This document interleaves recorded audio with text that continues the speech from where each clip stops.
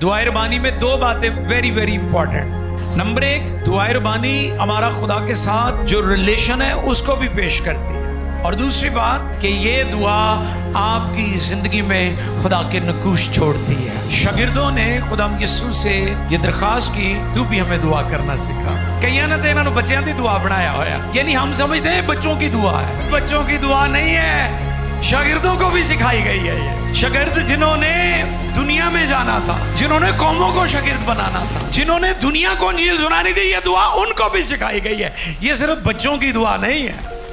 हम लोगों तक, दूसरे लोगों तक पहुंचाएं ताकि खुदा का कलाम फैलता जाए। आमीन। पहले कुदरत रखता था, जब सलीब पर उसने जान दी थी, उसके कफारे की तासीर और कुदरत आज भी और जारी और सारी है। इस मौका पर आपकी खिदमत में जब दुआ रोजे का ये सेशन है, लॉर्ड्स प्रेयर, दुआ रबानी, आज गौर करेंगे कि दुआ रबानी, लॉर्ड्स प्रेयर की रेपिटेशन एंड अंडरस्टैंडिंग, क्योंकि ये हमारे ईमान का हिस्सा है और हम अपनी इबादतों के इख्तिताम पर इसको रिपीट जरूर करते हैं। तो मैं चाहता हूं कि हम थोड़ा और डीप इस पर गौर करें, क्योंकि जब शागिर्दों ने खुदा यीशु से ये दरखास्त की कि यूहन्ना ने तो अपने शागिर्दों को दुआ करना सिखाया है, तू भी हमें दुआ करना सिखा, तो फिर ये दुआ सिखाई। इसमें खुदा ने पैटर्न उनको दे दिया। इसमें दो बातें बड़ी अहम है। लॉर्ड्स प्रेयर में, दुआ रबानी में दो बातें वेरी वेरी इंपॉर्टेंट। नंबर एक, कि दुआ रबानी हमारा खुदा के साथ जो रिलेशन है उसको भी पेश करती है, और दूसरी बात, हमारी जो लाइफ के बहुत सारे एरियाज हैं उनको कवर भी करती है। तो इसलिए खुदा यीशु ने अपने शागिर्दों को जब दुआ सिखाई, जो पैटर्न दिया, तो ये दिया जो मत्ती रसूल की मार्फत लिखा गया इंजीली बयान है, 6 बाब है और उसकी 9वीं आयत। The Gospel of Matthew chapter 6 verses 9 to 15। मत्ती 6 बाब की 9वीं आयत से 15वीं आयत मुकद्दसा तक हम पढ़ेंगे। लॉर्ड्स प्रेयर की अंडरस्टैंडिंग पर थोड़ा सा हम आज गौर करेंगे। आओ कलाम खुदा में से देखें। खुदा के कलाम मुकद्दस में यूं रकम है, बस तुम इस तरह दुआ किया करो कि ए हमारे बाप, तू जो आसमान पर है, तेरा नाम पाक माना जाए, तेरी बादशाही आए, तेरी मर्जी जैसी आसमान पर पूरी होती है ज़मीन पर भी हो।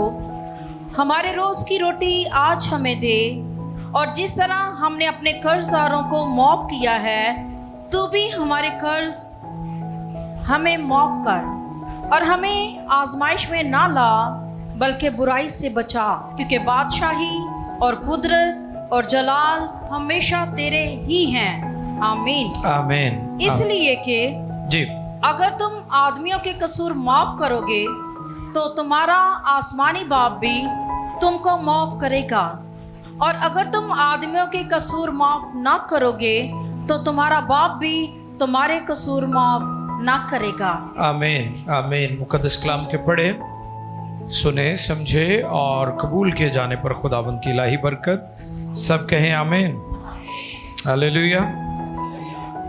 लॉर्ड्स प्रेयर, दुआ रबानी, जो हमारे ईमान की बहुत स्ट्रॉन्ग फाउंडेशन है, बुनियाद है, इस पर आज हम थोड़े वक्त के लिए गौर करेंगे।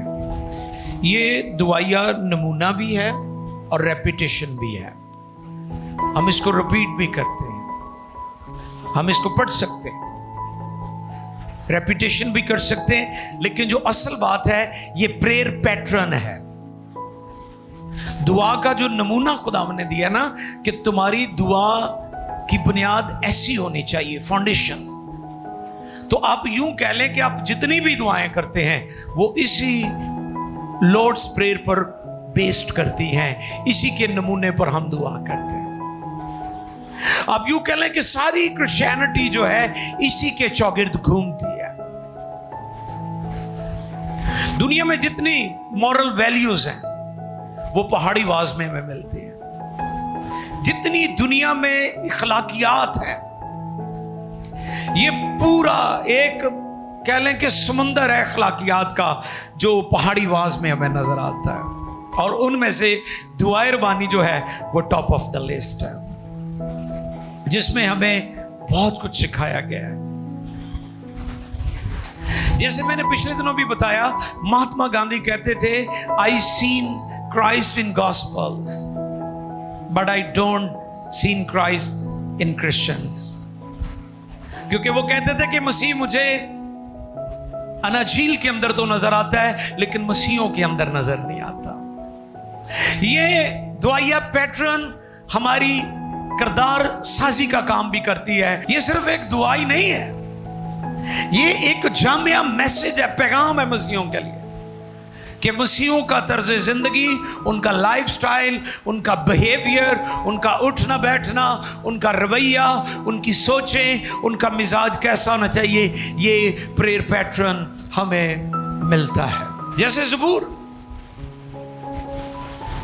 इल्हाम है, बहुत सारे गीत आते हैं चले जाते हैं। आप कुछ अरसा के लिए शिरजिल भाई बहुत सारे गीतों को हम गाते हैं और उसके बाद वो गीत आहिस्ता आहिस्ता लोग को नया आ जाता, फिर नया शुरू कर लेते हैं। जैसे मैंने आज का, आप भाई एक नया गीत बड़ा अच्छा गाते हैं वो सुना है, तो ऐसे ही होता है। लेकिन ज़बूर सदियों से गाए जा रहे हैं क्योंकि वो इल्हाम है। हालेलुया। वो खुदा के पाकरू ने लिखवाए हैं, वो खुदा का सांस है, वो ब्रेथ ऑफ गॉड है। जो इल्हाम है वो खुदा का सांस है। अब ज़बूर आप गाते हैं, ज़बूरों को रिपीट करना फर्क बात है, ज़बूरों को की अंडरस्टैंडिंग दूसरी बात है। दुआए रबानी को आप पढ़ते हैं, ये एक बात है। दुआए रबानी की अंडरस्टैंडिंग ये दूसरी बात है। हम ज़बूर भी गाते हैं विदाउट अंडरस्टैंडिंग, हम दुआए रबानी भी पढ़ते हैं विदाउट। कईयां ने तो इन्होंने बच्चों की दुआ बनाया होया, खुश होकर कहणगे चलो दुआए रबानी सुना, वो दुआए रबानी सुना देता है। तुसी बड़े खुश, तुसी लोगों ने बड़े खुश होकर मैनू दुआए रबानी, यानी हम समझते हैं बच्चों की दुआ है। और भाई बच्चों की दुआ नहीं है, शागिर्दों को भी सिखाई गई है। ये शागिर्द जिन्होंने दुनिया में जाना था, जिन्होंने कौमों को शागिर्द बनाना था, जिन्होंने दुनिया को इंजील सुनानी थी, ये दुआ उनको भी सिखाई गई है। ये सिर्फ बच्चों की दुआ नहीं है। मैं चाहता हूं कि आप इस चीज को अंडरस्टैंड करें। कई समझते हैं कि ये शायद एक बेसिक सी बात है, ये सिर्फ बच्चों के सीखने वाली, या बच्चों को जिसको कुछ भी नहीं आता कहने के दुआए रबानी आंदी है। मेरे अजीजों, इसकी डेप्थ में जाने की जरूरत है, क्योंकि जिस चीज को आप अंडरस्टैंड करेंगे, जितना ज्यादा अंडरस्टैंड करेंगे, वो उसकी जड़ें आपकी जिंदगी में उतनी ज्यादा मजबूत होंगी। आमीन। इसकी एक और तशरीह भी यह है कि एक दुआ गो शख्स जब वो दुआ करके निकलता है तो लोग उसकी जिंदगी से खुदा की खुशबू को महसूस करते हैं, क्योंकि इबादत, दुआ हमारी जिंदगी में खुदा की नकूश छोड़ती है। अगर आपकी जिंदगी में इबादत के बाद, दुआ के बाद, गीतों के बाद, प्रसिश के बाद, कलाम के बाद, मीटिंग के इख्तिताम पर दूसरे लोग आपकी जिंदगी से खुदा को महसूस नहीं कर रहे, खुदा की खुशबू नहीं आ रही आपके रवैयों में से, तो आपने अपने आप को धोखा दिया है।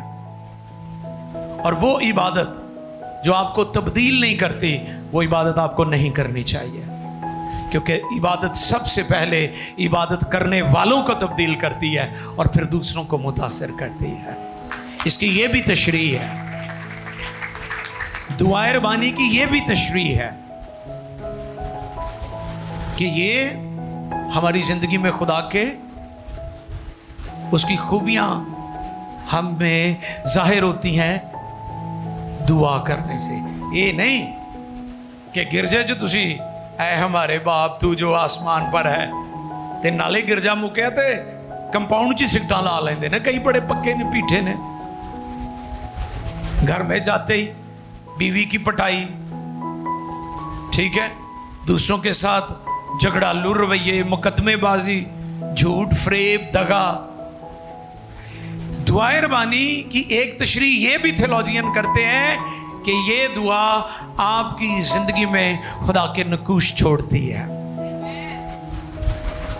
ये आपकी लाइफ में इंपैक्ट लेकर आती है। शागिर्दों को कुछ और भी तो सिखाया जा सकता था ना। यीशु मसीह ने वो सिखाया है जो उनकी जिंदगी भी बदल दे और उनके जरिए से दुनिया को भी तब्दील कर दे। ये दुआएं रबानी इतनी गहरी है। You mean it, you feel it, and you feel it, you do it. ये बहुत जरूरी है। और जब हम लूका 11:1 पढ़े तो वहां पर शागिर्द दरखास्त करते हैं खुदावंद से। आओ देखिए, gospel of Luke chapter 11 verse 1। लूका 11:1, लूका 11वां बाब पहली आयत। खुदा की बंदी के साथ मिलकर इस आयत को हम तिलावत करें जी। फिर ऐसा हुआ कि वो किसी जगह दुआ कर रहा था। किसी जगह दुआ कर रहा था। जब कर चुका तो उसके शागिर्दों में से एक ने उससे कहा, ए खुदावन, जैसे यूहन्ना ने अपने शागिर्दों को दुआ करना सिखाया, तू भी हमें सिखा। क्यों ये बात कही? वो किसी जगह दुआ कर रहा था और दुआ कर चुका। जो कुछ उन्होंने अपने आका को करते देखा था वो वही करना चाहते थे। जैसे माँ बाप कुछ करते हैं तो बच्चे भी वही कुछ करना चाहते हैं, उसी को फॉलो करते हैं। फुटस्टेप जो होते हैं ना, उसी नक्शे कदम पर चलते हैं। उन्होंने यीशु मसीह की मिनिस्ट्री में जो सीक्रेट देखा था, जो भेद देखा था, जो कामयाबी की चाबी देखी थी, जो की टू सक्सेस उन्होंने क्राइस्ट की लाइफ में देखी थी, वो प्रेयर लाइफ थी। और जब उन्होंने यीशु मसीह को दुआ करते देखा, उन्होंने देखा कि यीशु मसीह की मिनिस्ट्री के अंदर एक जबरदस्त इंपैक्ट है, दुनिया को हिलाता है, मुतासिर करता है, भीड़ उसके पीछे हो लेती है, जहां जाता है मौजज़े होते हैं, कुदरतें नाज़िल होती हैं। उन्होंने जब देखा जो सीक्रेट है, तो फिर उन्होंने कहा कि जिस तरह यूहन्ना ने अपने शागिर्दों को दुआ करना सिखाया, तू भी हमें सिखा। तो फिर लॉर्ड्स प्रेयर, दुआए रबानी उन्हें सिखाई गई। शागिर्द कहते हैं हमें दुआ करना सीखा, कुछ और क्यों नहीं कहा उन्होंने?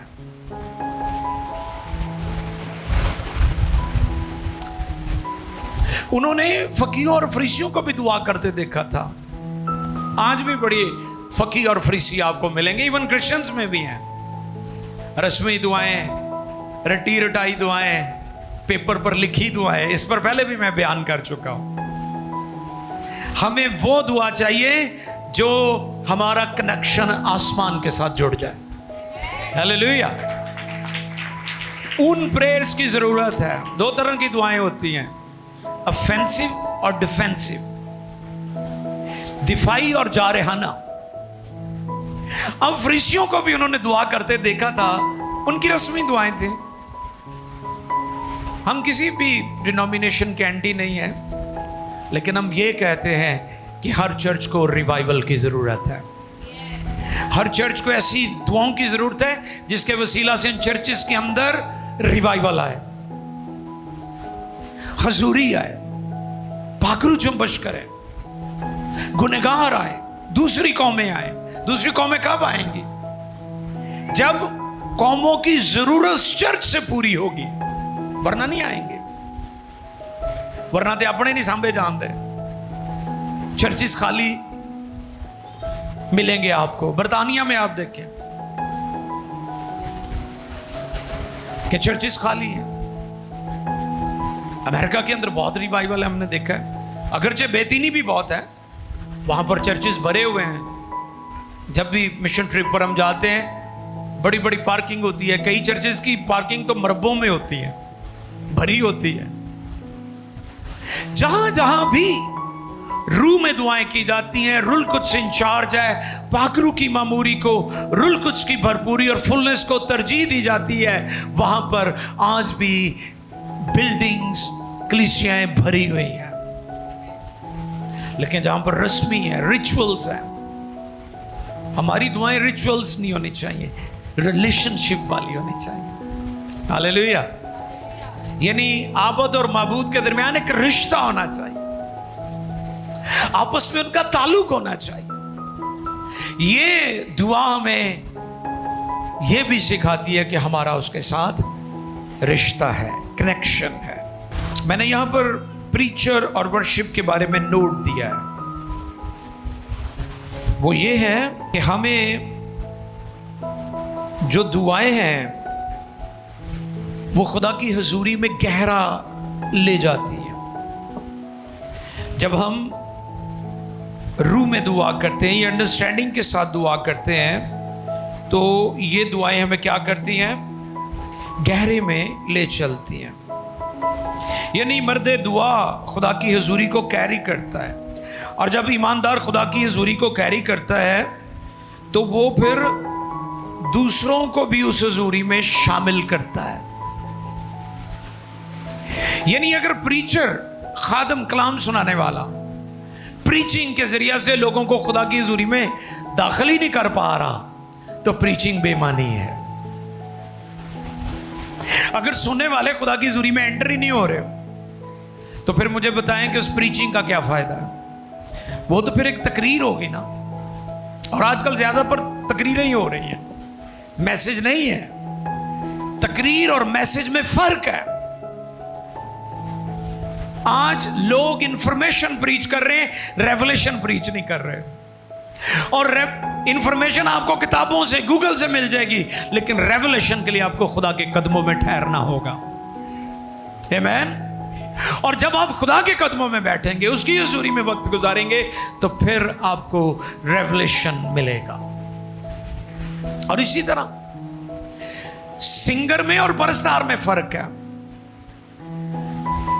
जो लोग सिर्फ सिंगर हैं या सिंगिंग करते हैं, वो सिंगर हो सकते हैं, म्यूजिशियन हो सकते हैं, वो परस्तार नहीं हो सकते, वो लावी नहीं हो सकते।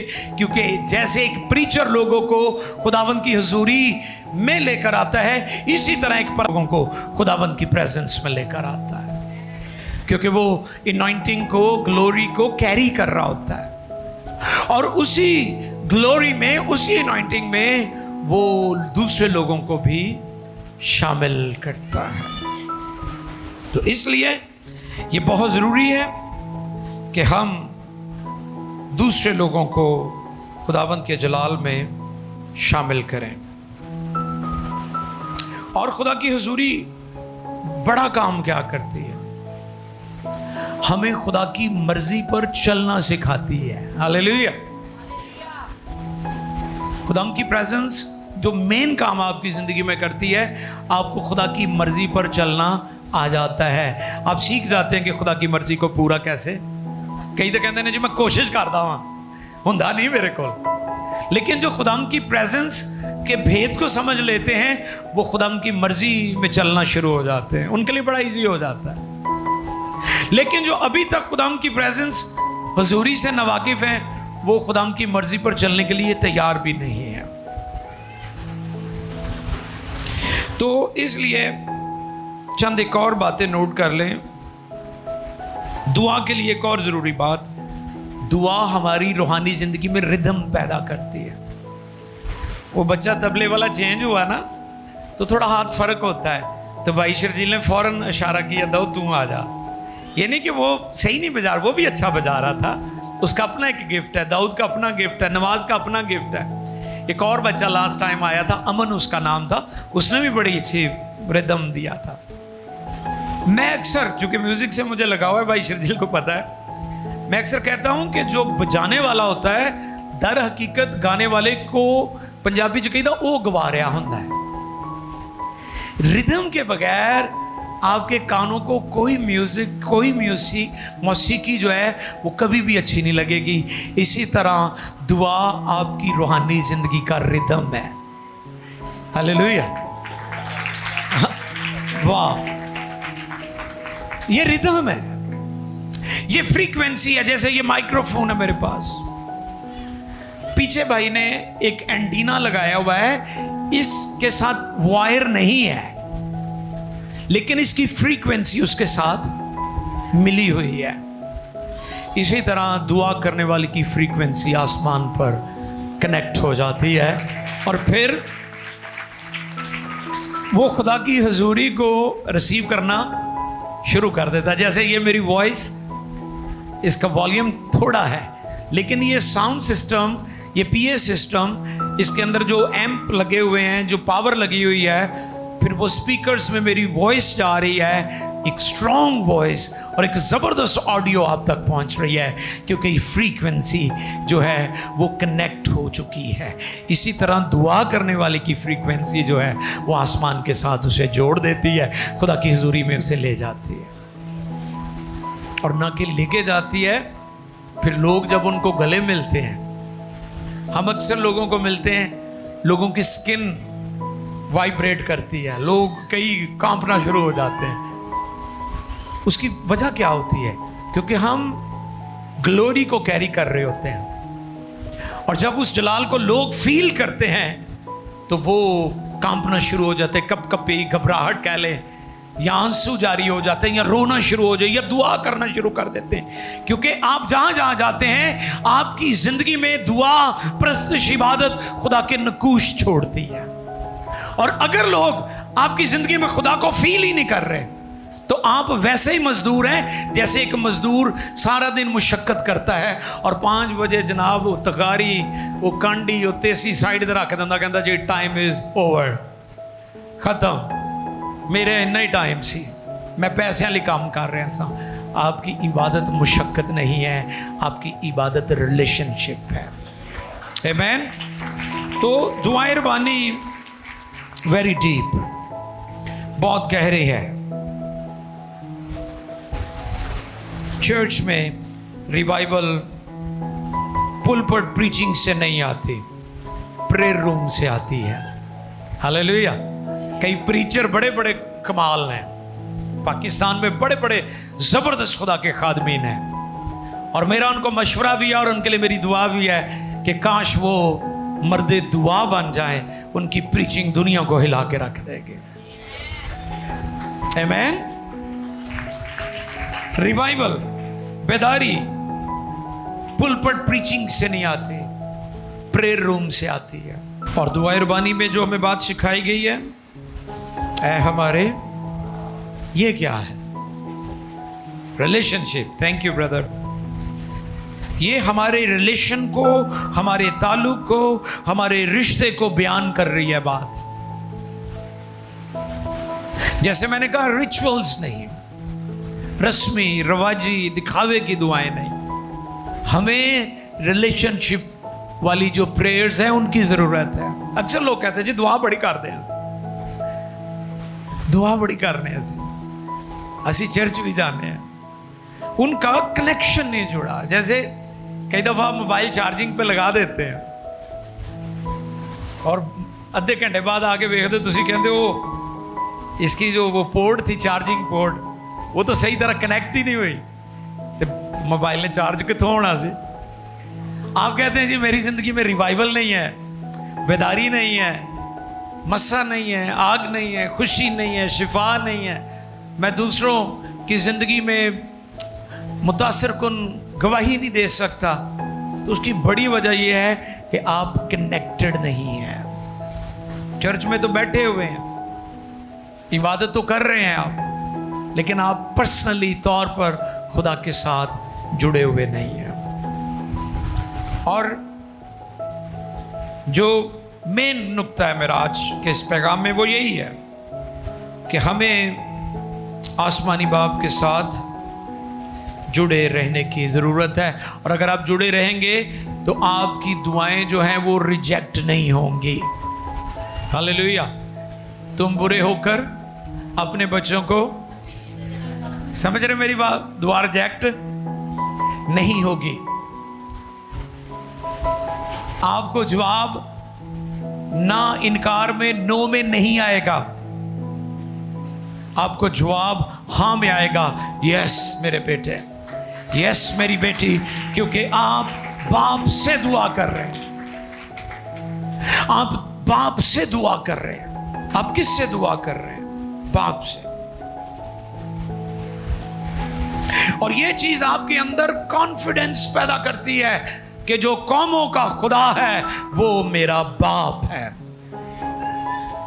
एक और बात भी लिखी है कि वो हमारे मांगने से, यह भी एक कॉन्फिडेंस है, यह भी सच्चाई पाक कलाम की है। आप दूसरी कौमों की तरह नहीं फिर होंगे। जब आप लॉर्ड्स प्रेयर की अंडरस्टैंडिंग रखते होंगे तो आपकी अंडरस्टैंडिंग दूसरी कौमों जैसी नहीं होगी कि पता नहीं उन्हें देना भी है कि नहीं। ओ जी मेहरबान है, वो दे दवे, ना देवे, जे ऐसी बातें अक्सर लोग करते हैं। आपके अंदर कॉन्फिडेंस होगा कि वो मेरा बाप है, वो मुझे देगा, लाजमी देगा। क्योंकि आप बाप अपने बच्चों से, रात को भी हम सीख रहे थे कि बाप खुद बोझ उठा लेता है, भारी भारी चीजें खुद ही उठाता है, हल्की चीजें बच्चों को देता है। खुदा हमारी फिक्र करता है क्योंकि वो हमारा बाप है। तो इसलिए दुआरबानी की अंडरस्टैंडिंग हमें यह भी कॉन्फिडेंस देती है कि जो कौमों का खुदा, रब, आका, राजी, क्रिएटर है, वो हमारा बाप है। और वो हमारे मांगने से पहले ही जानता है कि हम किन किन चीज़ों के मोहताज हैं, ज़रूरतमंद हैं। यानी वो चीज़ें जिसके बारे में आप नहीं जानते, यानी आने वाली चीज़ें, उसके बारे में भी वो जानता है। और एक और बड़ी खास बात,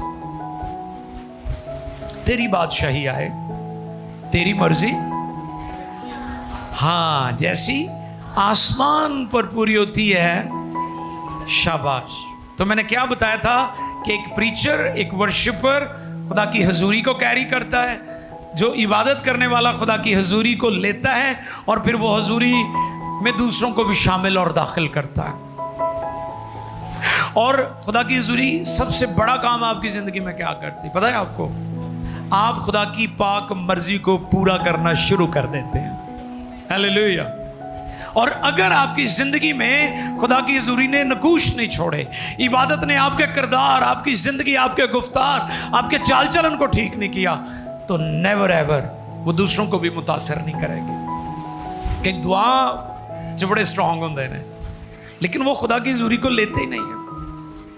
और जब वो लेते नहीं है तो वो खुद भी खुदा की मर्जी को पूरा नहीं करते, और उनके वसीला से दूसरे लोग भी खुदा की मर्जी को पूरा नहीं कर सकते। तो इसलिए तेरी बादशाही है, हाँ तेरी बादशाही, किंगडम, उसकी किंगडम होनी चाहिए। दाऊद बादशाह था और उसने जितनी जंगें लड़ी वो सब जीत गया था। कई जंग, यानी जिस मैदान में भी वो गया है वो हारा नहीं है, उसे फतह मिली है, उसे कामयाबी और कामरानी मिली है। और वो गाता है यहोवा राज करता है, सब लोग मनावन, यानी वो बादशाह है। ऐलान किया करें वो मेरी रूह का बादशाह है, वो मेरे बदन का बादशाह है, वो मेरे खानदान का बादशाह है, वो मेरे रुपए पैसे का बादशाह है, वो हर चीज का बादशाह है। इसलिए हमें दुआए रबानी को डीपर मानो मीनिंग्स में लेने की जरूरत है कि ये सिर्फ बच्चों की दुआ नहीं है। ये रेपिटेशन भी हमें बताती है, ये हमें नमूना भी, पैटर्न भी बताती है। और ये हमें बताती है कि जो इबादत करने वाला होता है उसकी ज़िंदगी में खुदा की नकूश दुनिया देखती है। लिखा है लिबास तो पहलौठे का है मगर खुशबू पहलौठे की नहीं है। स्लॉन्डी ने क्या कहा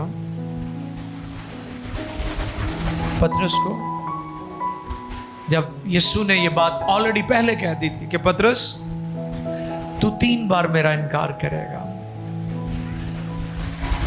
और जब वो इनकार करता है और वो लौंडी उससे कहती है तू भी उसके साथ है, और नतीजा क्या निकाला उसने कहा क्योंकि तेरी बोली उसके जैसी है, यीशु जैसी है। जो यीशु के साथ रहते हैं उनकी बोली यीशु जैसी है। जिन्होंने यीशु को पहन लिया है उनमें यीशु की खुशबू आती है। दुआ रबानी के मानी बहुत गहरे हैं, इस पर और भी सीखेंगे, लेकिन आज का जो मेन पैगाम है वो यही है कि इबादत करने वाला